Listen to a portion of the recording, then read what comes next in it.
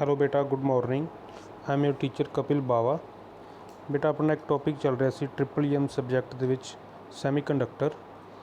बेटा बहुत important topic है जो आपां पिछे अज तक पढ़ चुके हैं। उहदे विच तुहानूं सारा कुछ पहले पता होना चाहिए भी what is semiconductor, what are its type.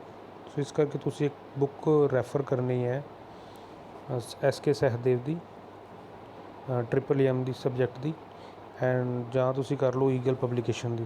ठीक है, वो रैफरेंस बुक देखना है, वो पढ़ना है, ये मैचिंग करनी है भी की आप क्लास दे विच पढ़िया सी। ठीक है, बहुत इंपॉर्टेंट टॉपिक है। Paper they which 15 to 20 marks के क्वेश्चन आ जाते हैं। तो यही तुहाडा सेम इलैक्ट्रॉनिक एक सब्जैक्ट है तुहाडे कोल राहुल सर पढ़ाते, तो वो भी सेम इस तरह ही मतलब तुसीं सैमीकंडक्टर यही चाहे रिपीट कर दो, इक्को चीज़ ही। ठीक है, सो सैमीकंडक्टर की एक डेफिनेशन तुसीं पढ़नी है, पिछले आपां क्लास दे विच जो हैगा सी दोबारा रिवाइज कर रहे हैं। ठीक है, डेफिनेशन ऑफ सैमीकंडक्टर, उस तो बाद what are its type. 2 types होंदियां ने, इंट्रेंसिक ते एक्सट्रेंसिक। इंट्रेंसिक प्योर फॉर्म होंदी है, एक्सट्रेंसिक प्योर फॉर्म दे विच आपां कुछ डोपिंग कर दिंदे हैं, वो बन जाती है एक्सट्रेंसिक। तो इंट्रेंसिक नूं आपां प्योर फॉर्म बोलते हैं, यही उसकी इंट्रेंसिक की डेफिनेशन है, ये तुसीं पढ़ लेनी है, याद करनी है। नैक्सट ये उसकी एग्जांपल्स है वट इज़ इंट्रेंसिक सैमीकंडक्टर। इस दे विच तुसीं देखो सारियां जिहड़ियां भी बाउंडिंग्स हैगी है, इक्को ही सिलिकॉन या जर्मेनियम एटम मतलब सैमीकंडक्टिंग मटीरियल की ये कोई भी डोपिंग नहीं हो सकती। इस करके ये एग्जांपल हैगी इंट्रेंसिक मतलब प्योर फॉर्म। ठीक है, 0 टैंपरेचर दे विच जिहड़ा सैमीकंडक्टर है बिहेव्स लाइक एन इंसूलेटर, क्योंकि ये कुछ मूवमेंट नहीं होंगी। ठीक है, मूवमेंट क्यों नहीं होंगी, क्योंकि कोई भी इलैक्ट्रॉन्स ने जदों एनर्जी गेन करनी है तो उन्होंने सब तो पहलों की चाहिए टैंपरेचर। सो 0 टैंपरेचर के उन्होंने को एनर्जी नहीं हैगी, तो इस करके अपने उस बैंड के रेंदे, कंडक्शन बैंड के मूव नहीं करते, तो पार्टिसिपेशन उन्होंने कंडक्शन बैंड के नहीं हैगी, तो इस करके वो इंसूलेटर ही बिहेव करते हैं। डोपिंग प्रोसैस तुहानूं उस दिन समझाया सी। इंट्रेंसिक सैमीकंडक्टर नूं आपां इम्प्योर बनाना है, मतलब कुछ उन्होंने एडिशन करनी है किसी होर मटीरियल की, तो उस प्रोसैस नूं आपां बोलते हैं डोपिंग। डोपिंग आपां 2 टाइप्स के मटीरियल नाल कर सकते हैं भी आपां किहड़ा मटीरियल बनाना है, P टाइप बनाना है कि N टाइप बनाना। ठीक है, जे तो आपां P टाइप बनाना है तो अपने को ये वाली इंप्योरिटीज़ ट्राईवैलेंट इंप्योरिटीज़ चाहिए ने 3 टाइप दी, तुहानूं दस्सिया सी बोरन गैलियम इंडियम, ये इन्हां दा नाल एटॉमिक नंबर है। एटॉमिक नंबर तो जज हो जाता है भी ये ट्राईवैलेंट इंप्योरिटी है या N टाइप पेंटावैलेंट इंप्योरिटी है। ठीक है, जे पेंटावैलेंट इंप्योरिटी बनानी है तो उन्होंने एंटीमनी फास्फोर तो आर्सैनिक है। ठीक है, एटॉमिक नंबर तो उस दिन भी समझाया सी भी एटॉमिक नंबर तो किस तरह जज होएगा भी ट्राईवैलेंट तो पेंटावैलेंट है। सब तो पहला तुसीं मतलब 2n² फॉर्मूला जो आप क्लास च पिछले टॉपिक भी किया होया सी, 2n² फॉर्मूले के नाल आपां ऑर्बिट च देख लेना फस्ट शैल दे 2 इलैक्ट्रॉन। ठीक है, जिस तरह बोरोन का एटॉमिक नंबर 5 है, फस्ट शैल दे 2 इलैक्ट्रॉन, 3 बच गए वो सैकेंड शैल दे आ जाएंगे। उत्थे जी कैपेसिटी है 2n² फॉर्मूले के नाल 8 है। सो अपने को जोड़े इलैक्ट्रॉन बच गए वो 3 है, अपने को कैपेसिटी हैगी 8 इलैक्ट्रॉन की। तो 5 जी जगह हैगी वो वेकेंट हैगी, तो इलैक्ट्रॉन मूव कर सकता है। ठीक है, 8 स्पेस के किते भी मूव कर सकते 3 इलैक्ट्रॉन्स ने। सो इस करके मतलब इन्हां दी मूवमेंट जी है उत्थों ही पता लगता है भी आउटर मोस्ट शैल दे 3 इलैक्ट्रॉन ने, उन्होंने ट्राईवैलेंट इंप्योरिटी बोलते हैं, जिन्हों 5 इलैक्ट्रॉन ने उन्होंने पेंटावैलेंट बोलते हैं। ट्राई तो पेंटा आप तां ही ऐड करते हैं क्योंकि जो बॉन्ड बनना है वो 4 नाल बनना, 4 इलैक्ट्रॉन होने चाहिए। सिलिकॉन एटम के नाल सिलिकॉन दे विच देखो इस P टाइप दे विच देखो सिलिकॉन एटम्स से अपने एटम्स हैगे ने। ठीक है, 4 इलैक्ट्रॉन सिलिकॉन के हैगे ने, 4 नेबरिंग सिलिकॉन के हैगे ने। ठीक है, वो आपस दे विच बॉन्ड बनाते हैं। तो एक आप सेंटर विच बोरन है, बोरन एटम, उन्होंने 8 इलैक्ट्रॉन टोटल चाहिए ने बॉन्ड बनाने वास्ते, तो 7 अपने को कंप्लीट हैगे ने। एक जिथे रैड कलर का होल है उत्थे मतलब अपने को खाली स्पेस हैगी है। ठीक है, ये आप ट्राईवैलेंट इंप्योरिटी ऐड की क्योंकि आप P टाइप बनाना, बोरन ट्राईवैलेंट इंप्योरिटी। ਸੋ ਇਹ ਰੈੱਡ ਕਲਰ ਦਾ ਹੋਲ ਹੈ, ਇਹਨੇ ਆਪਣੀ ਜਗ੍ਹਾ 'ਤੇ ਇੱਕ ਹੋਲ ਖਾਲੀ ਸਪੇਸ ਐਡ ਕਰਤੀ। ਇਹਦੇ ਕੋਲ ਜਿਹੜਾ ਚਾਰਜ ਆਏਗਾ ਉਹ ਪੋਜ਼ੀਟਿਵ ਚਾਰਜ ਆਏਗਾ, ਠੀਕ ਹੈ। ਇਸੇ ਤਰ੍ਹਾਂ ਹੀ ਇੱਥੇ ਸਿਲੀਕੋਨ ਦੇ ਵਿੱਚ ਐਟਮ ਲੈਡ ਹੈ PB, ਇਹਦੇ ਵਿੱਚ ਜਿਹੜਾ ਐਕਸਟਰਾ ਐਟਮ ਐਰੋ ਬਣਾ ਕੇ ਬਾਹਰ ਰੱਖਿਆ ਹੋਇਆ, ਬੌਂਡ ਕੰਪਲੀਟ ਕਰਨ ਤੋਂ ਬਾਅਦ ਇੱਕ ਐਕਸਟਰਾ ਐਟਮ ਬਚ ਗਿਆ ਹੋਇਆ, ਠੀਕ ਹੈ। ਇਹ ਡੋਨਰ ਇੰਪਿਊਰਿਟੀ ਹੈ ਕਿਉਂਕਿ ਇਹਦੇ ਕੋਲ ਇੱਕ ਐਕਸਟਰਾ ਇਲੈਕਟ੍ਰੋਨ ਹੈ। ਅਤੇ ਜਿਹੜੀ P ਟਾਈਪ ਦੇ ਵਿੱਚ ਹੈਗੀ ਅਸੈਪਟਰ, ਇਹਦੇ ਕੋਲ ਪੋਜ਼ੀਟਿਵ ਚਾਰਜ ਆ ਜਾਏਗਾ, ਅਤੇ ਜਿਹੜਾ ਮਤਲਬ N ਟਾਈਪ ਦੇ ਵਿੱਚ ਇਹਦੇ ਕੋਲ ਨੈਗੇਟਿਵ ਚਾਰਜ ਆ ਜਾਏਗਾ। ਇਹ ਤੁਸੀਂ ਮਤਲਬ ਪਿਛਲੇ ਲੈਕਚਰ 'ਚ ਪੜ੍ਹ ਚੁੱਕੇ ਹੋ, ਉਹਨੂੰ ਦੁਬਾਰਾ ਆਪਾਂ ਰਿਪੀਟ ਕਰ ਲਿਆ। ਇਹ ਤੁਸੀਂ ਯਾਦ ਕਰਨੀ ਹੈ, ਵਟ ਆਰ ਇੰਪਿਊਰਿਟੀਜ਼, ਨਾਮ ਯਾਦ ਕਰਨੇ ਅਤੇ ਐਟੋਮਿਕ ਨੰਬਰ ਯਾਦ ਕਰਨੇ। ਤਾਂ ਉਸ ਤੋਂ ਬਾਅਦ P ਟਾਈਪ ਕਿਸ ਤਰ੍ਹਾਂ ਬਣਿਆ, ਜਦੋਂ ਆਪਾਂ ਉਹਦੀ ਡੋਪਿੰਗ P ਟਾਈਪ ਮਟੀਰੀਅਲ ਦੇ ਨਾਲ ਕੀਤੀ ਤਾਂ ਉਹ P ਟਾਈਪ ਬਣ ਗਿਆ। ਜਦੋਂ P ਟਾਈਪ ਬਣਿਆ ਤਾਂ ਉਹਦੇ ਵਿੱਚ ਜ਼ਿਆਦਾ ਅਮਾਊਂਟ ਦੇ ਵਿੱਚ ਕੀ ਆ ਗਿਆ, number of holes are created in it. A large number of holes are provided in semiconductor material by addition of trivalent impurity, ਕਿਉਂਕਿ ਟਰਾਈਵੈਲੈਂਟ ਇੰਪਿਊਰਿਟੀ ਆਪਾਂ ਜਦੋਂ ਐਡ ਕਰਦੇ ਹਾਂ ਤਾਂ P ਟਾਈਪ ਸੈਮੀਕੰਡਕਟਰ ਹੀ ਬਣਦਾ। ਉਹਨਾਂ ਦੀ ਐਗਜ਼ਾਮਪਲ ਗੈਲੀਅਮ ਐਂਡ ਇੰਡੀਅਮ ਹੈ। ਨੈਕਸਟ ਆਪਣੇ ਕੋਲ N ਟਾਈਪ ਮਟੀਰੀਅਲ ਬਣਿਆ। ਜਦੋਂ N ਟਾਈਪ ਮਟੀਰੀਅਲ ਬਣਿਆ ਤਾਂ ਆਪਾਂ ਇਹਦੇ ਵਿੱਚ ਪੈਂਟਾਵੈਲੈਂਟ ਇੰਪਿਊਰਿਟੀ ਐਡ ਕੀਤੀ। ਇਹ 'ਚ ਫਾਸਫੋਰਸ ਦੀ ਐਗਜ਼ਾਮਪਲ ਉਹਨਾਂ ਨੇ ਦਿੱਤੀ ਹੋਈ ਹੈ। ਜਦੋਂ ਪੈਂਟਾਵੈਲੈਂਟ ਇੰਪਿਊਰਿਟੀ ਐਡ ਕਰਦੇ ਹਾਂ ਤਾਂ this create an excess of negative electron charges carrier, ਠੀਕ ਹੈ। ਇਹਦੇ ਵਿੱਚ ਜ਼ਿਆਦਾ ਇਲੈਕਟ੍ਰੋਨਸ ਕ੍ਰੀਏਟ ਹੋ ਜਾਂਦੇ ਆ, ਤਾਂ ਜਿਹੜੇ ਹੈਲਪਫੁਲ ਹੁੰਦੇ ਆ ਕਰੰਟ ਨੂੰ ਮੂਵਮੈਂਟ ਵਾਸਤੇ। ਸੋ ਇਹ ਡੈਫੀਨੇਸ਼ਨ ਹੈਗੀ ਹੈ N ਟਾਈਪ ਸੈਮੀਕੰਡਕਟਰ ਦੀ। ਪਿੱਛੇ ਆਪਾਂ ਪੜ੍ਹੀ ਹੈ P ਟਾਈਪ ਸੈਮੀਕੰਡਕਟਰ ਦੀ। ਸੋ ਇਹ ਦੁਆਰਾ ਸੇਮ ਉਹੀ ਹੈ ਜੋ ਪਿਛਲੇ ਲੈਕਚਰ 'ਚ ਆਪਾਂ ਸਲਾਈਡਸ ਸੇਮ ਉਹੀ ਹੈ, ਤੁਹਾਨੂੰ ਸਿਰਫ ਰਿਮਾਈਂਡ ਕਰਨ ਵਾਸਤੇ ਮੈਂ ਇਹ ਨਾਲ ਐਡ ਕੀਤੀਆਂ ਹੋਈਆਂ ਨੇ। ਇਹ ਸਟਰਕਚਰ ਵੀ ਆਪਾਂ ਪਿਛਲੀ ਵਾਰ ਪੜ੍ਹ ਲਿਆ ਸੀ। ਜਿਸ ਤਰ੍ਹਾਂ ਇਹ P ਟਾਈਪ ਬਣਾਇਆ ਤਾਂ ਇਹਦੇ ਵਿੱਚ ਆਪਾਂ ਬੋਰੋਨ ਐਡ ਕੀਤਾ, ਤਾਂ N ਟਾਈਪ ਬਣਾਇਆ ਅਤੇ ਇਹਦੇ ਵਿੱਚ ਫਾਸਫੋਰਸ ਐਡ ਕੀਤਾ। ਜਦੋਂ ਫਾਸਫੋਰਸ ਐਡ ਕੀਤਾ ਅਤੇ ਇਹਦੇ ਵਿੱਚ ਐਰੋ P ਜਿੱਥੇ ਲਿਖਿਆ ਉਹ ਫਾਸਫੋਰਸ, ਇਹ ਹੈਗਾ N ਟਾਈਪ। ਇਹਦੇ ਵਿੱਚ ਇੱਕ ਇਲੈਕਟ੍ਰੋਨ ਐਕਸਟਰਾ ਬਚ ਗਿਆ, ਜਿਹੜਾ ਐਰੋ ਬਾਹਰ ਲਿਖਿਆ ਹੋਇਆ ਇਲੈਕਟ੍ਰੋਨ। ਅਤੇ ਜਿਹੜਾ ਆਪਾਂ ਬੋਰਨ ਐਡ ਕੀਤਾ ਹੋਇਆ ਹੈ ਇਹ ਹੈਗਾ P ਟਾਈਪ ਮਟੀਰੀਅਲ। ਵਿੱਚ ਦੇਖੋ ਇੱਕ ਹੋਲ ਜਿੱਥੇ ਐਰੋ ਬਣਾ ਕੇ ਬਾਹਰ ਲਿਖਿਆ ਹੋਇਆ ਹੋਲ, ਇਹਦਾ ਮਤਲਬ ਇੱਥੇ ਹੋਲ ਬਚ ਗਿਆ, ਉੱਥੇ ਇੱਕ ਐਕਸਟਰਾ ਇਲੈਕਟ੍ਰੋਨ ਬਚ ਗਿਆ। ਇਹੀ ਦੋਨੇ ਜਿਹੜੀਆਂ ਚੀਜ਼ਾਂ ਨੇ, ਇਲੈਕਟ੍ਰੋਨ ਅਤੇ ਹੋਲਸ, ਆਪਣੇ ਕਰੰਟ ਮੂਵਮੈਂਟ ਵਾਸਤੇ ਹੈਲਪਫੁਲ ਹੈਗੀਆਂ ਨੇ। ਸੋ ਇਹ P ਟਾਈਪ ਦਾ ਜਿਹੜਾ ਸਮਰੀ ਹੈ ਉਹ ਇਹ ਹੈ। ਨੈਕਸਟ ਬੇਟਾ ਆਪਾਂ ਜਿਹੜਾ ਰਹਿ ਗਿਆ ਸੀ ਉਹਦੇ ਵਿੱਚ ਇਹ ਕਰਨਾ ਸੀ ਵੀ ਜਿਹੜਾ ਕਰੰਟ ਹੈ ਉਹ ਫਲੋ ਕਿਸ ਤਰ੍ਹਾਂ ਕਰਦਾ N ਟਾਈਪ ਮਟੀਰੀਅਲ 'ਚ। ਕੀ ਮਤਲਬ ਉਹਦੇ ਵਿੱਚ ਸਟਰਕਚਰ ਦੇ ਵਿੱਚ ਕੀ ਚੀਜ਼ ਬਣ ਜਾਂਦਾ ਵੀ ਕਰੰਟ ਫਲੋ ਹੋਣਾ ਸਟਾਰਟ ਹੋ ਜਾਂਦਾ। ਜਿਹੜੇ ਕਰੰਟ N ਟਾਈਪ ਮਟੀਰੀਅਲ 'ਚ ਫਲੋ ਹੋਣਾ ਹੁੰਦਾ ਬੇਟਾ, ਉਹ ਹੁੰਦਾ with the help of electrons, ਕਿਉਂਕਿ ਇਹਨਾਂ ਦੇ ਵਿੱਚ ਜਿਹੜੇ ਮੈਜੋਰਟੀ ਕੈਰੀਅਰਸ ਨੇ ਉਹ ਇਲੈਕਟ੍ਰੋਨਸ ਬਣ ਜਾਂਦੇ ਨੇ ਜਦੋਂ ਆਪਾਂ ਮਤਲਬ ਇਹਨਾਂ ਦੇ ਵਿੱਚ ਪੈਂਟਾਵੈਲੈਂਟ ਇੰਪਿਊਰਿਟੀਜ਼ ਐਡ ਕਰ ਦਿੰਦੇ ਹਾਂ। ਤਾਂ ਪੈਂਟਾਵੈਲੈਂਟ ਇੰਪਿਊਰਿਟੀਜ਼ ਜਦੋਂ ਐਡ ਕਰ ਦਿੰਦੇ ਹਾਂ, ਹਰ ਇੱਕ ਪੈਂਟਾਵੈਲੈਂਟ ਇੰਪਿਊਰਿਟੀ ਦਾ ਇੱਕ ਇਲੈਕਟ੍ਰੋਨ ਐਕਸਟਰਾ ਬਚ ਜਾਂਦਾ। ਜਦੋਂ ਐਕਸਟਰਾ ਇਲੈਕਟ੍ਰੋਨ ਬਚ ਜਾਂਦਾ ਹੈ ਤਾਂ ਉਹ ਜਿਹੜਾ ਇਲੈਕਟ੍ਰੋਨ ਹੈ ਨਾਲ ਦਾ ਜਿਹੜਾ ਐਟਮਸ ਹੁੰਦਾ ਹੈ ਉਹਨਾਂ ਦੇ ਨਾਲ ਮੂਵਮੈਂਟ ਕਰਕੇ, ਜਦੋਂ ਆਪਾਂ ਬਹੁਤ ਸਾਰੇ ਪੈਂਟਾਵੈਲੈਂਟ ਇੰਪਿਊਰਿਟੀ ਐਡ ਕਰ ਦਿੰਦੇ ਤਾਂ ਮਤਲਬ ਜ਼ਿਆਦਾ ਇਲੈਕਟ੍ਰੋਨ ਉਹਨਾਂ ਦੇ ਵਿੱਚ ਪ੍ਰੋਡਿਊਸ ਹੋ ਜਾਂਦੇ, ਅਤੇ ਇਸ ਕਰਕੇ ਜਿਹੜਾ ਉਹਨਾਂ ਦੇ ਉੱਪਰ ਟੋਟਲ ਚਾਰਜ ਬਣ ਜਾਂਦਾ ਨਾ ਉਹ ਨੈਗੇਟਿਵ ਬਣ ਜਾਂਦਾ। ਤਾਂ N ਟਾਈਪ ਮਟੀਰੀਅਲ ਦਾ ਜਿਹੜਾ ਚਾਰਜ ਹੁੰਦਾ ਨਾ ਉਹ ਹੁੰਦਾ ਨੈਗੇਟਿਵ। ਇਹਦੀ ਡੈਫੀਨੇਸ਼ਨ 'ਚ ਵੀ ਦੇਖੋ, as electrons are moved from one atom toward the positive terminal, a hole is left behind allowing more electron to shift toward the source voltage. ਵੀ ਦੇਖੋ ਜਦੋਂ ਆਪਾਂ ਮਤਲਬ ਇਹਨਾਂ ਨੂੰ ਕਿਸੇ ਵੋਲਟੇਜ ਸੋਰਸ ਦੇ ਨਾਲ N ਟਾਈਪ ਮਟੀਰੀਅਲ ਨੂੰ ਐਡ ਕਰ ਦਿੰਦੇ ਹਾਂ ਪੋਜ਼ੀਟਿਵ ਟਰਮ ਦੇ ਨਾਲ, ਸਪੋਜ਼ ਕਰ ਲਓ N ਟਾਈਪ ਮਟੀਰੀਅਲ ਆਪਾਂ ਲਗਾਤਾ ਪੋਜ਼ੀਟਿਵ ਟਰਮੀਨਲ ਦੇ ਨਾਲ। ਹੁਣ ਪੋਜ਼ੀਟਿਵ ਟਰਮੀਨਲ ਨਾਲ N ਟਾਈਪ ਦੇ ਵਿੱਚ ਇਲੈਕਟ੍ਰੋਨਸ ਨੇ ਉਹ ਉਹਨਾਂ ਵੱਲ ਅਟਰੈਕਟ ਹੋ ਜਾਣਗੇ। ਜਦੋਂ ਉਹ ਇਲੈਕਟ੍ਰੋਨ ਇੱਕ ਅਟਰੈਕਟ ਹੋਏਗਾ ਪੋਜ਼ੀਟਿਵ ਟਰਮੀਨਲ ਦੇ ਨਾਲ, ਜਿਹੜਾ ਇਲੈਕਟ੍ਰੋਨ ਅਟਰੈਕਟ ਹੋਇਆ ਉਹ ਆਪਣੀ ਜਗ੍ਹਾ 'ਤੇ ਖਾਲੀ ਜਗ੍ਹਾ ਕੀ ਛੱਡ ਦੇਗਾ, ਇੱਕ ਹੋਲ, ਠੀਕ ਹੈ। ਉਹਦੀ ਜਗ੍ਹਾ 'ਤੇ ਨਵਾਂ ਇਲੈਕਟ੍ਰੋਨ ਆ ਜਾਏਗਾ, ਕਿਉਂਕਿ ਉਹਨੇ ਵੀ ਮੂਵਮੈਂਟ ਕਿੱਧਰ ਨੂੰ ਕਰਨਾ ਹੁੰਦਾ, ਜਿਸ ਪਾਸੇ ਪੋਜ਼ੀਟਿਵ ਟਰਮੀਨਲ ਹੈਗਾ। ਸੋ ਜਿੰਨੇ ਜ਼ਿਆਦਾ ਇਲੈਕਟ੍ਰੋਨ ਉੱਧਰ ਮੂਵ ਕਰੇ ਜਾਣਗੇ ਆਪਣੀ ਜਗ੍ਹਾ 'ਤੇ ਕੀ ਉਹਨਾਂ ਦੇ ਬਚ ਜਾਊਗਾ, ਹੋਲ, ਠੀਕ ਹੈ। ਅਤੇ ਉਹਦੇ ਕੋਲ ਜ਼ਿਆਦਾ ਇਲੈਕਟ੍ਰੋਨਸ ਨੇ, ਇਸ ਕਰਕੇ ਲਾਸਟ ਦੇ ਵਿੱਚ ਇੱਕ ਆਪਣੇ ਕੋਲ ਹੋਲ ਐਂਡ ਦੇ ਵਿੱਚ ਬਚ ਹੀ ਜਾਏਗਾ, ਠੀਕ ਹੈ। ਨੈਕਸਟ ਆਪਣੇ ਕੋਲ ਜਿਹੜਾ P ਟਾਈਪ ਦੇ ਵਿੱਚ ਕਰੰਟ ਕਿਸ ਤਰ੍ਹਾਂ ਮੂਵ ਕਰੇਗਾ, ਵੀ an electric current occur when electrons move through a material in order to move there must be an electron hole in the material for the electron to move into. ਹੁਣ ਜਿਹੜਾ hole ਹੈ ਉਹਦੇ ਕੋਲ accept ਕਰਨ ਵਾਸਤੇ ਇੱਕ capacity ਹੈਗੀ ਹੈ, ਠੀਕ ਹੈ।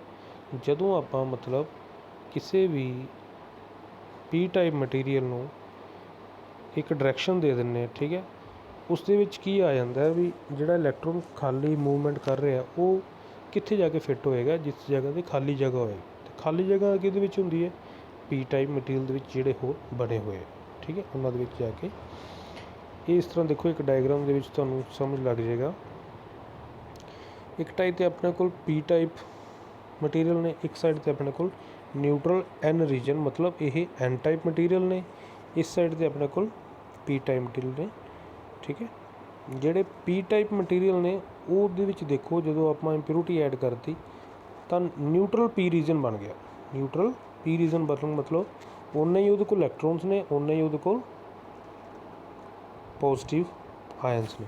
ਅਤੇ ਜਿਹੜਾ ਨਿਊਟਰਲ ਐਨ ਰੀਜਨ ਹੈ ਉਹਦੇ ਕੋਲ ਵੀ ਓਨੇ ਪੋਜ਼ੀਟਿਵ ਨੇ, ਓਨੇ ਹੀ ਨੈਗੇਟਿਵ ਨੇ। ਬਟ ਜਿਹੜਾ ਐਨ ਟਾਈਪ ਮਟੀਰੀਅਲ ਹੈ ਉਹਨੂੰ ਆਪਾਂ ਡੋਨਰ ਬੋਲਦੇ ਹਾਂ, ਜਿਹੜਾ ਪੀ ਟਾਈਪ ਮਟੀਰੀਅਲ ਹੈ ਉਹਨੂੰ ਆਪਾਂ ਅਸੈਪਟਰ ਬੋਲਦੇ ਹਾਂ। ਜਦੋਂ ਆਪਾਂ ਇਹਨਾਂ ਦੋਨਾਂ ਮਟੀਰੀਅਲਸ ਨੂੰ, ਐਨ ਅਤੇ ਪੀ ਟਾਈਪ ਮਟੀਰੀਅਲਸ ਨੂੰ, ਆਪਾਂ ਇਹਨਾਂ ਦੋਨਾਂ ਦੇ ਵਿੱਚ ਸੋਰਸ, ਕੋਈ ਵੋਲਟੇਜ ਸੋਰਸ ਲਗਾ ਦਿੰਦੇ ਹਾਂ, ਠੀਕ ਹੈ, ਤਾਂ ਇਹਨਾਂ ਦੇ ਵਿੱਚ ਇੱਕ ਲੇਅਰ ਬਣ ਜਾਂਦੀ, ਜਿਸ ਲੇਅਰ ਨੂੰ ਕੀ ਬੋਲਦੇ ਆ, ਡਿਪਲੀਸ਼ਨ ਲੇਅਰ। ਜਿੱਥੇ ਡੀ ਲਿਖਿਆ ਹੋਇਆ ਨਾ ਉਹਨੂੰ ਬੋਲਦੇ ਆ ਡਿਪਲੀਸ਼ਨ ਲੇਅਰ। ਇੱਕ ਲੇਅਰ ਬਣ ਜਾਂਦੀ ਡਿਪਲੀਸ਼ਨ ਲੇਅਰ। ਇਹ ਡਿਪੈਂਡ ਕਰਦਾ ਵੀ ਕਿੰਨੇ ਇਲੈਕਟ੍ਰੋਨਸ ਜਾਂ ਕਿੰਨੇ ਪੋਜ਼ੀਟਿਵ ਹੋਲਸ ਇਸ ਲੇਅਰ ਦੇ ਵਿੱਚ ਇਕੱਠੇ ਹੁੰਦੇ ਆ, ਠੀਕ ਹੈ। ਇਹ ਇਸ ਤਰ੍ਹਾਂ ਮੂਵਮੈਂਟ ਇਹਨਾਂ ਦੀ। ਸਪੋਜ਼ ਕਰ ਲਓ ਆਪਣੇ ਕੋਲ ਪੀ ਅਤੇ ਐਨ ਜੰਕਸ਼ਨ ਕਿਸ ਤਰ੍ਹਾਂ ਬਣਦਾ ਵੀ ਇੱਕ ਪਾਸੇ ਪੀ ਵਾਲੇ ਮਟੀਰੀਅਲਸ ਨੇ, ਮਤਲਬ ਪੀ ਟਾਈਪ ਮਟੀਰੀਅਲਸ ਨੇ, ਇੱਕ ਪਾਸੇ ਐਨ ਟਾਈਪ ਮਟੀਰੀਅਲਸ ਨੇ।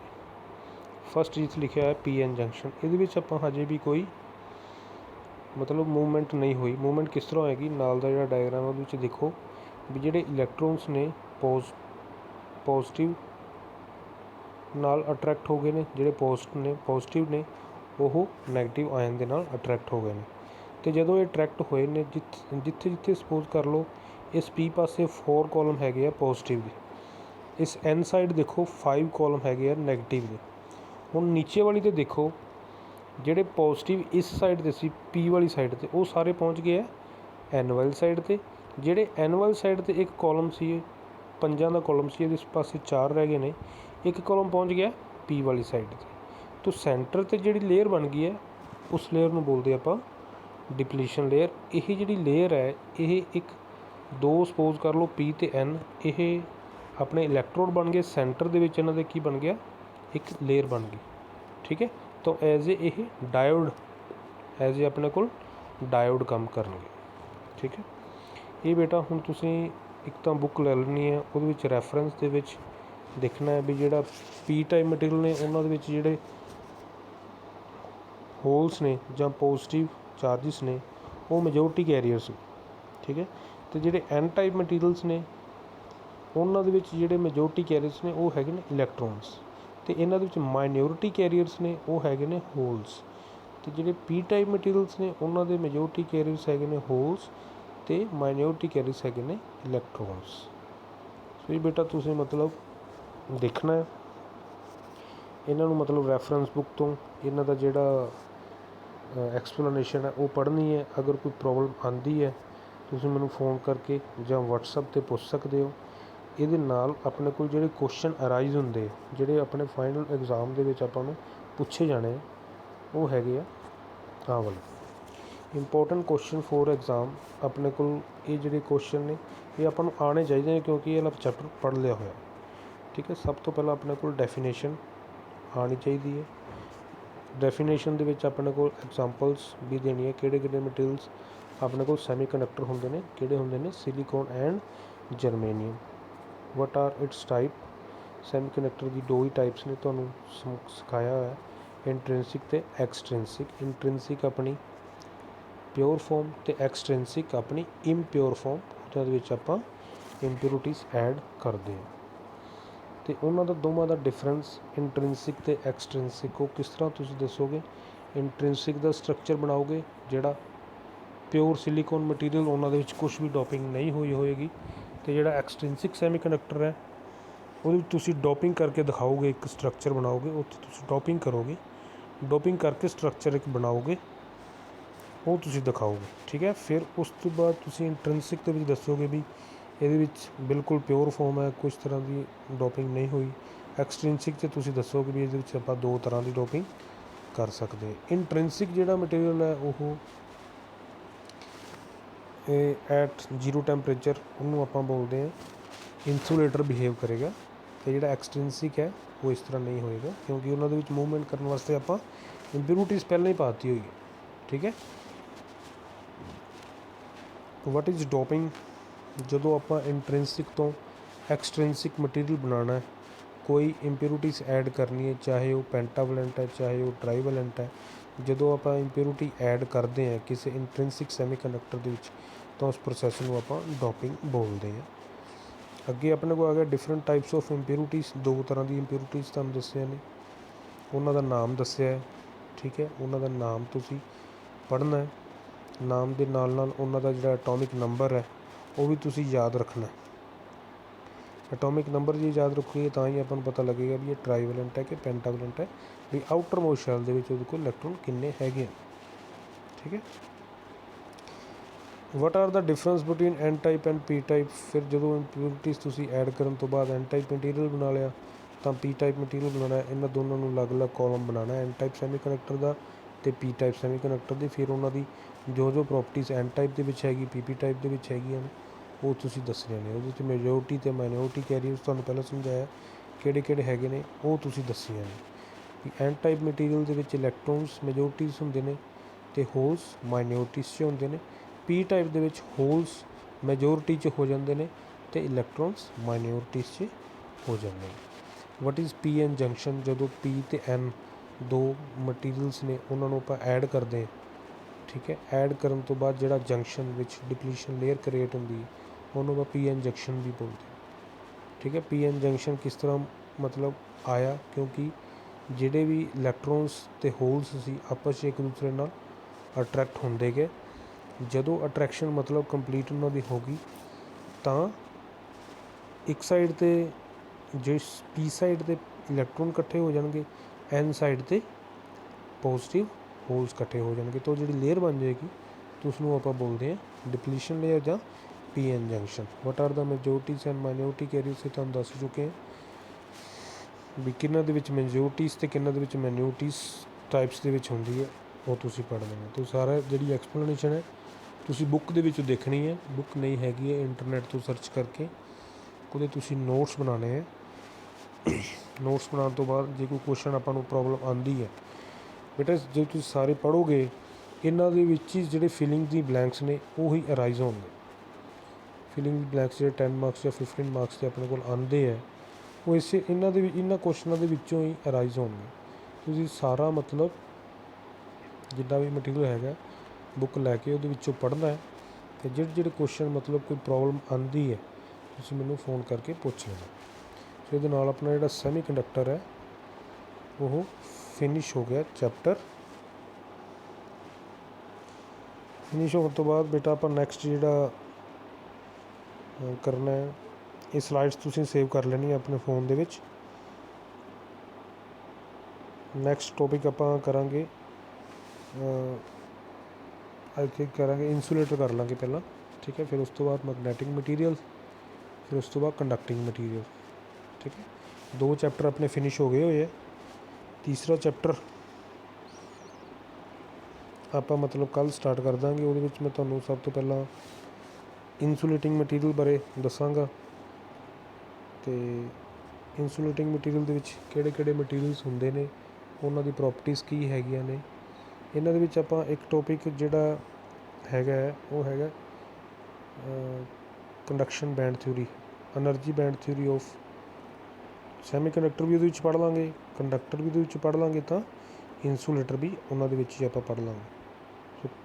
ਸੋ ਇਸ ਕਰਕੇ ਆਪਾਂ ਨੈਕਸਟ ਚੈਪਟਰ ਜਿਹੜਾ ਇਹ ਆਪਣਾ ਫਿਨਿਸ਼ ਹੋ ਗਿਆ ਚੈਪਟਰ, ਇਹਦੇ ਰਿਗਾਰਡਿੰਗ ਕੋਈ ਵੀ ਪ੍ਰੋਬਲਮ ਹੈ ਤਾਂ ਤੁਸੀਂ ਮੈਨੂੰ ਪੁੱਛ ਸਕਦੇ। ਠੀਕ ਹੈ ਬੇਟਾ, थैंक यू, टेक केयर। घरे रहना है मास्क लगा के, बाहर जो जाना है मास्क लगा के जाना है। Okay, thank you.